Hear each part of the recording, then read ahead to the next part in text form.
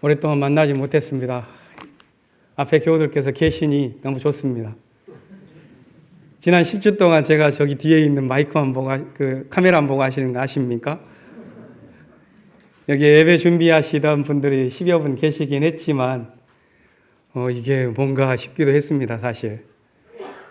오늘 홍창희 장로님 이렇게 건강하게 다시 재개하는 첫 예배부터 출석하시고, 또 한성규 목사님 나와 앉아 계시고, 그러니 참 마음이 기쁩니다.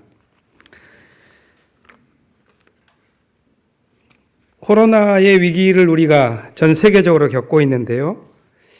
이게 사순절이 시작되자마자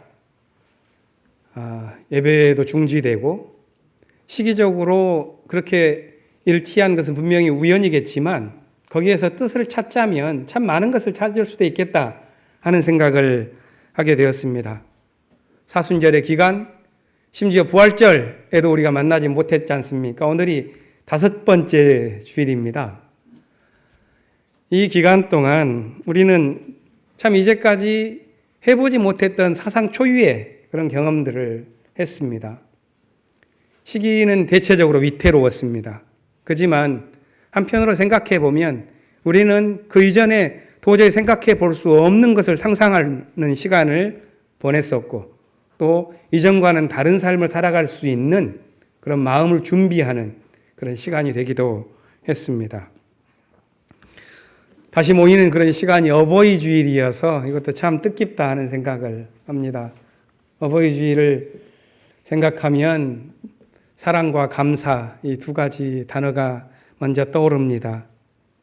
만일 사랑과 감사로 구성되어 진 세계가 있다면 아마 그 세계는 하나님 나라에 가까울 것이라고 봅니다. 우리는 이 땅을 살아가면서 부모님을 통해서 사랑과 감사를 깊이 느끼면서 하나님 나라를 경험하곤 합니다. 이 자리에 앉아 계신 분들 대부분은 부모 세대로서 때로는 고달프고 때로는 보람 있는 그런 삶을 지나오셨을 것입니다. 그런 삶들이 모여서 우리가 사는 이 세상에 사랑의 씨앗이 심어지고 또 감사할 만한 열매가 많이 맺혔습니다.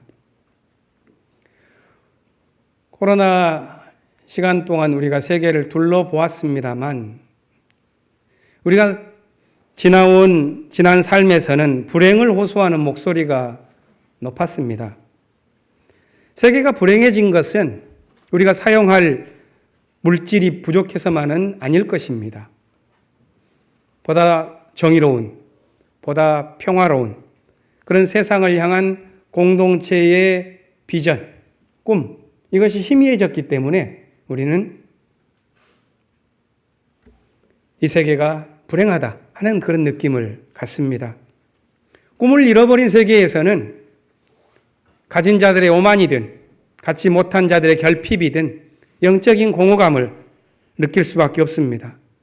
오늘 우리가 함께 생각해 볼 하늘뜻 펴기의 제목은 아버지의 집에는 있을 곳이 많다 하는 이 말씀인데, 이 예수의 말씀은 하나님 나라의 풍요로움에 대한 예수의 꿈을 담고 있습니다.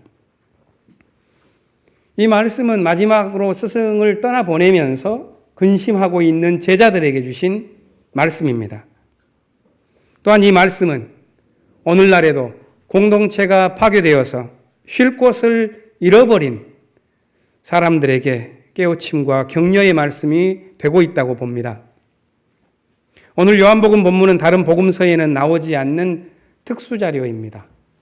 14장부터 17장까지 별명이 하나 있는데요. 고별사라고 합니다. 예수님께서 떠나가시면서 주신 말씀이기 때문에 고별 강연이라 하겠는데, 예루살렘에서 십자가에 달리기 전날 제자들과 마지막 만찬을 나누시고, 또 요한복음에만 나와 있는 것은 제자들의 발을 또 일일이 씻겨주시고 제자들에게 주신 말씀이 바로 이 말씀입니다. 마태복음에는 산상설교가 있죠. 이걸 통해서 신앙인들이 어떻게 살아가야 하는가에 대한 아주 명쾌한 종교 윤리가 나와 있습니다. 그런데 이 요한복음의 고별사를 보면 아주 깊이 깊은 영적인 메시지를 우리에게 전해줍니다. 오늘 본문은 고별사의 맨 앞부분입니다. 거기서 예수께서는 제자들에게 세 가지 말씀을 하십니다. 근심하지 말아라. 하나님을 믿고 또 나를 믿어라. 두 번째는 내 아버지 집에는 많다. 있을 곳이 많다. 내가 먼저 있을 곳을 마련한 다음에 다시 와서 너희를 데려갈 것이다. 셋째는 너희는 내가 어디로 가는지 그 길을 알고 있다. 모두 알쏭달쏭하죠. 무슨 말씀인지. 그렇습니다. 그렇기 때문에 이 말씀을 들었던 도마가 예수께 이렇게 말합니다. 주님, 우리는 주님께서 어디로 가시는지 알지 못하는데 어떻게 우리가 그 길을 알겠습니까? 도마의 문제는 예수께서 말하는 것을 깨닫지 못한 것인데요. 예수를 보고도 보지 못하고 있는 무언가가 있는 것입니다. 그러니까 길이 된 사람을 앞에 두고도 그분에게 길이 어디냐고 묻는 겁니다, 지금. 예수의 길을 걸으면 되는 것을 예수에게 길을 어떻게 걷느냐고 묻고 있는 겁니다. 답답할 노릇입니다. 예수께서 도마에게 말씀하시죠. 내가 길이고 진리고 생명이다. 나를 거치지 않고서 아버지께로 갈 사람은 없다. 도마에게 주신 이 말씀은 도마를 향한 물음이 됩니다. 지금 내가 걷고 있는 길이 무언가? 내가 숭상하는 진리는 무언가? 내가 추구하는 생명이 무언가? 그건 분명히 도마만을 향한 것이 아니라 우리에게도 향하고 있는 말씀이죠. 우리는 무엇을 길과 진리와 생명으로 여기고 있는 것인가? 코로나 위기를 지나는 동안 우리는 영원할 것만 같던 진리가 불능에 빠지는 것을 보았습니다. 500년 자본주의를 살아오면서 공장이 멈추고 상품 거래가 그치고 또 증시가 폭락을 해가는 것, 생명이 위태로워지고 우리에게 익숙했었던 모든 길들 막혀버리는 것을 경험했습니다. 답답했죠. 그런데 새로운 삶도 가능한 거구나 하는 것을 또 느꼈습니다. 예수께서는 제자들에게 이렇게 말씀합니다. 너희가 나를 알았더라면 내 아버지도 알았을 것이다. 이제 너희는 내 아버지를 알고 있으며 그분을 이미 보았다. 하지만 제자들은 예수를 통해서 이미 보았기 때문에 알았어야만 할 것을 알지 못했습니다. 그런 어두운 마음이 빌립을 통해서 표현되죠. 빌립은 이렇게 말합니다. 우리에게 아버지를 보여주십시오. 그러면 좋겠습니다. 도마처럼 빌립의 문제 역시 보지 못하는 것입니다. 눈앞에 이미 펼쳐지고 있는 것을 보고도 보지 못한 것입니다. 그것은 그만의 문제가 아니라 빌립만의 문제가 아니라 모든 제자들의 문제였고 또 이 이야기를 읽고 있는 우리의 문제이기도 합니다. 믿음이 없기 때문에 생겨난 근심이 오히려 봐야 할 것을 보지 못하게 만든 것입니다. 두려워하는 제자들에게 예수께서 마지막으로 주신 말씀은 믿음과 약속에 관한 것입니다. 믿어야 할 것은 나와 하나님, 예수와 하나님과의 관계만이 아니라 그 관계가 모든 제자들에게도 가능하고 그것을 믿는 모든 사람에게도 가능하다는 것이 예수님의 말씀입니다. 12절에서 예수님은 이렇게 말하십니다. 나를 믿는 사람은 내가 하는 일을 그도 할 것이요 그보다 더 큰 일도 할 것이다. 예수 안에 계시면서 자기 일을 이루어 가시는 하늘 아버지는 그를 믿는 모든 이들을 통해서 일한다는 것이 예수님의 가르침입니다. 예수의 이 가르침은 일치와 연합에 관한 말씀입니다.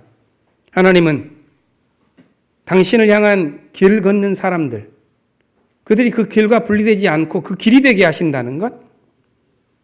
하나님은 하늘의 진실을 믿고 살아가는 사람들, 그들과 진리가 분리되지 않고 그들을 통해서 진리를 드러내신다는 것.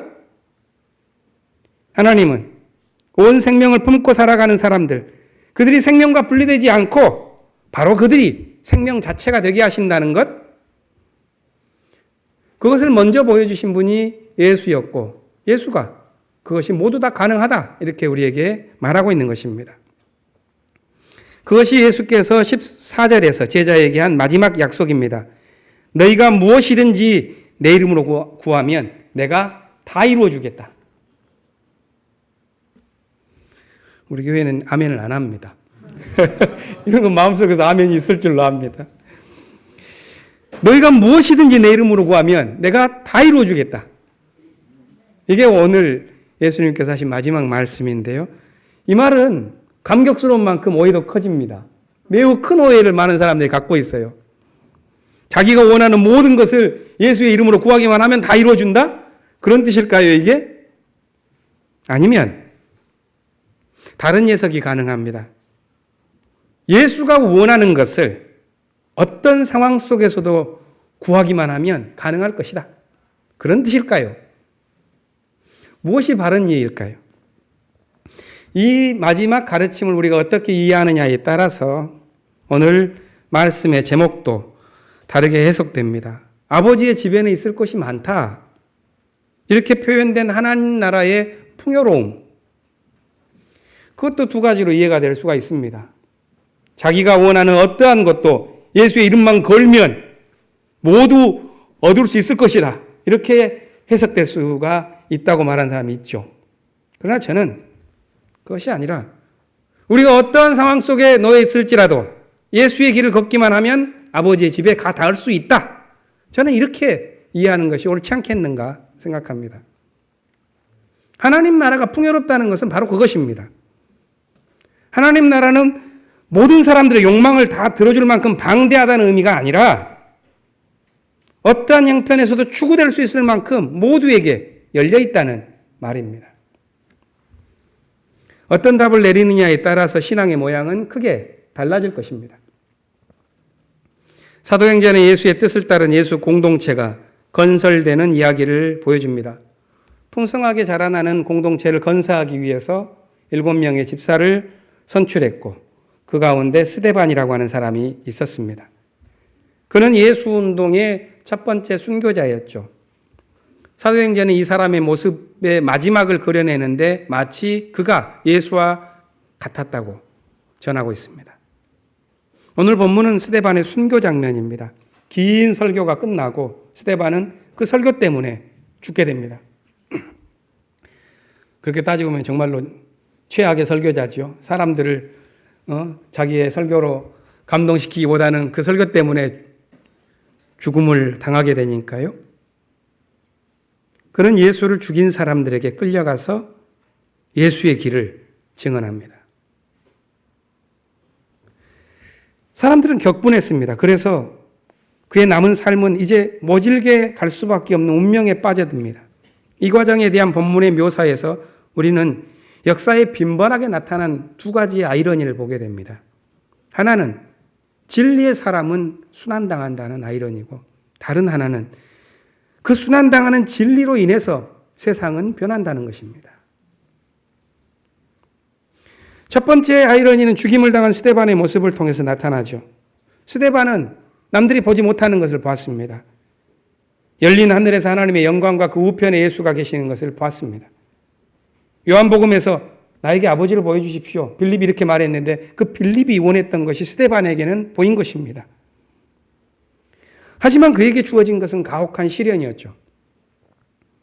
사람들은 스데반을 성 밖으로 끌어가 그를 돌로 내쳤습니다. 진리의 사람에게 주어진 것이 시련이라는 것. 참 아이러니죠. 역사의 비극입니다. 그런데 이야기는 여기서 끝나지 않고 두 번째 장면으로 갑니다. 이것은 또 다른 아이러니이지만 역사의 비극이라기보다는 역사의 신비입니다. 8절을 보면 스데반에게 돌을 던지는 장면에서 난데없는 표현이 등장합니다. 그것은 증인들이 옷을 벗어서 사울이라는 청년의 발 앞에 두었다. 이런 표현입니다. 맥락에 잘 맞지 않는 이 표현. 여기서 우리는 증인들이 누군지, 왜 옷을 벗었는지 알 수 없습니다. 정황상 이 증인들은 아마 스데반의 죽음을 목격한 사람들이고 또 순환당한 진리에 관한 증인이라고 할 것입니다. 이들의 옷이 사울이라고 하는 청년 앞에 두어졌다고 말하는데 여기에는 중요한 복선이 깔려 있죠. 우리는 사울이 누군지 압니다. 지금 이 현장에서는 스데반의 죽음이 마땅하다 이렇게 여기고 있지만 이 청년이 바로 나중에 예수운동을 온 세상에 확산시킨 사도 바울입니다.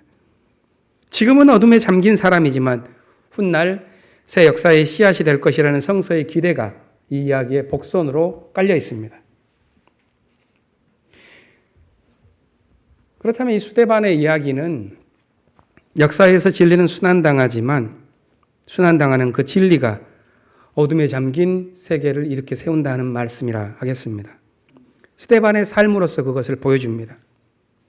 스데반의 이 삶을 그려내는 사도행전은 예수의 언어를 그에게 부여했죠. 돌에 맞아 죽임당하는 그가 쏟아낸 말은 십자가 위에서 예수가 드린 기도입니다. 내 영혼을 받아주십시오. 이 죄를 저들에게 돌리지 말아주십시오. 기도를 올린 스데반은 아버지의 품으로 돌아갑니다. 그러고 보면 역사라는 것은 이름만 바뀌지만 이 스데반의 이야기가 계속 반복된다고도 할 수가 있겠습니다. 우리는 역사에 구원의 시대가 오기까지 뿌려지는 피와 목숨의 그런 시대를 알고 있습니다. 한국 사회의 4월과 5월이 바로 그런 역사의 시대를 상징합니다. 역사에서 믿음을 세우는 길은 스데반이 걸었던 길과 같습니다. 그는 성서가 증언하는 예수운동의 첫 번째 순교자가 되었지만 그의 순교로 인하여 모든 것이 끝난 것이 아니라 도리어 예수운동 예루살렘의 장벽을 넘고 온 세상으로 전파되는 계기를 만들게 됩니다. 우리는 살아가면서 희생과 박해를 피하고 싶죠. 또 그런 일은 없어야 한다 이렇게 말하기도 합니다. 그런데 역사의 비극과 아이러니는 그렇게 되지 않습니다. 또 정당하게 생각을 해본다면 희생이 없다면 생명세계라는 것이 존립하기도 어려울 것입니다. 사람들이 서로 증오하고 대립하는 이유는 뭐겠습니까? 깊이 내려가 보면 자기를 희생하지 않고 살아가려고 하기 때문에 그런 일이 벌어지는 것입니다. 그러나 스데반처럼 자신을 바치는 사람이 있기 때문에 비로소 그러한 역사도 구원을 받는 것이죠. 우리는 묻습니다. 그러한 모습들을 보면서 우리는 묻습니다. 진리가 순환당하는 이 역사의 회한, 이 통한을 그럼 어떻게 푸느냐? 성경은 그건 하늘이 풀어주고 또 하늘을 품고 살아가는 사람들이 풀어간다. 이렇게 말하는 것 같습니다. 하나님은 인간의 마음에 하늘의 무늬를 저는 그려주었다고 저는 봅니다. 그래서 우리가 아무리 모자란 사람이라 하더라도 하늘을 우러러보고 하나님을 그리워하면서 살도록 만들어졌습니다.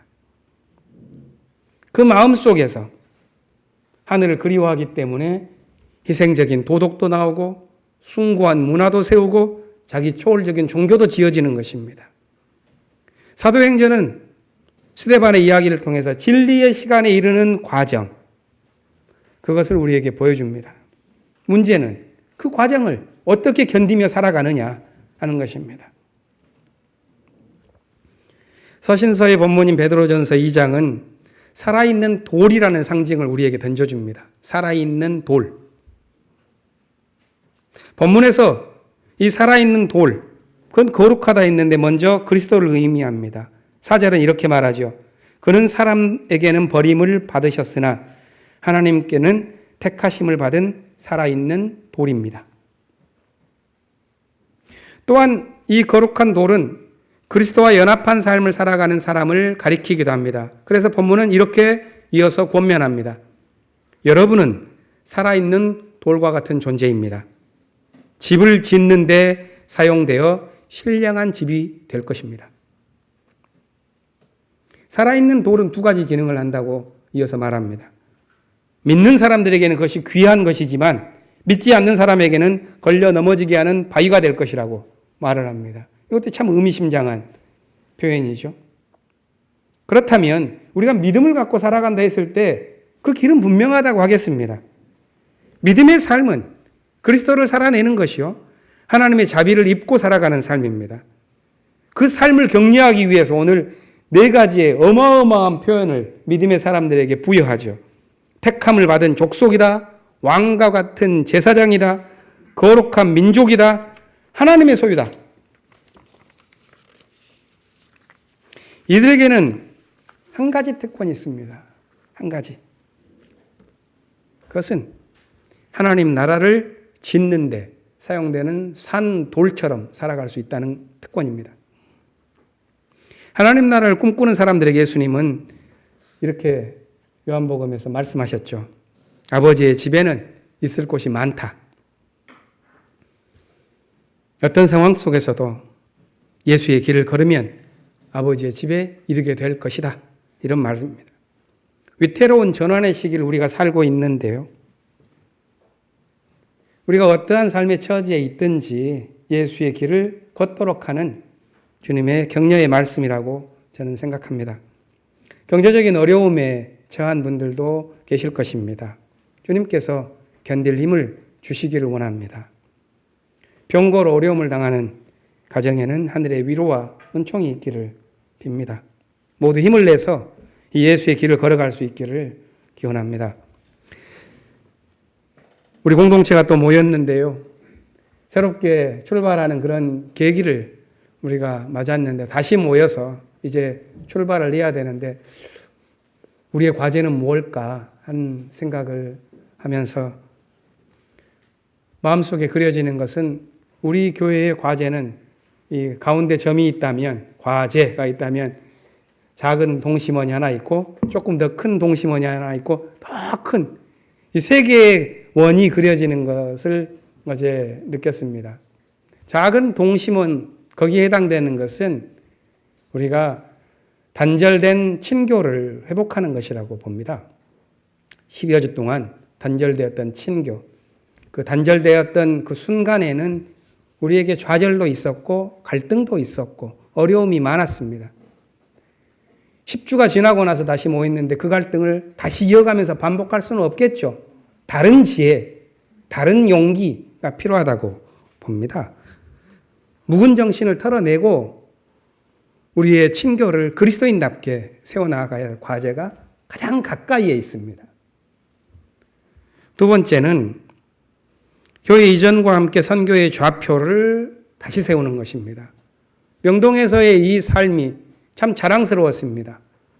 앞으로는 어떻게 그것을 이어갈 것인가 하는 것이 우리에게 주어진 또 다른 중기적인 과제입니다. 무엇보다도 다음에 지어지는 우리의 선교의 방향은 우리를 잇는 후속 세대가 숨쉬는 공동체가 될 수 있도록 만들어져야 할 것입니다. 저 크게 있는 그것은 우리가 그리스도인으로서 끝까지 밀고 나가야 할 믿음의 상상력입니다. 그것은 우리가 코로나 시대 때 이미 많은 것들을 보았습니다. 코로나 이후의 시대를 살아갈 때 우리는 믿음의 상상력을 많이 펼쳐나가야겠습니다. 옛날에 우리가 살아왔었던 그것을 이어가기보다는 성서적인 상상력, 성서적인 상상력은 종말론적인 상상력입니다. 종말론적인 상상력이라는 것은 파국적인 상상력입니다. 과거의 시대는 끝났다. 파국이다. 이제는 우리에게 펼쳐질 것은 새하늘 새 땅이다 하는 그게 종말론적인 상상력이거든요. 이것이 교회만이 아니라 이 사회와 함께 믿음의 사람으로서 살아가야 할 우리의 가장 원대한 과제가 되어야 할 것입니다. 겸손한 마음으로 예수의 길을 걷는 우리 모두의 삶에 하나님 나라의 풍요로운 은총이 임하기를 기원합니다. 잠시 침묵하겠습니다.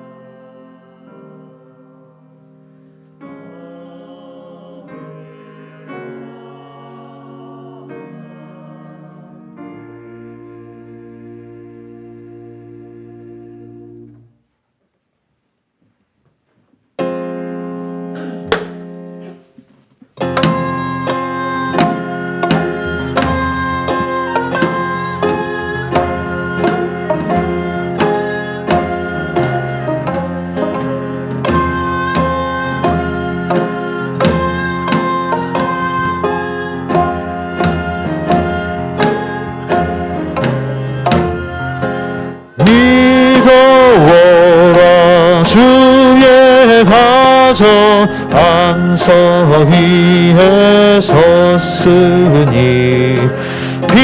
비바람이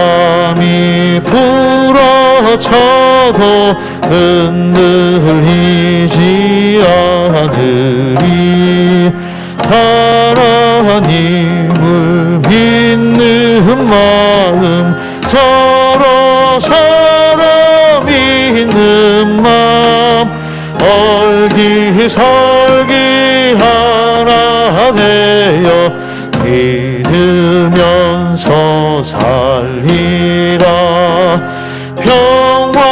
평화롭다 주의 가져 아늑하다 그 품에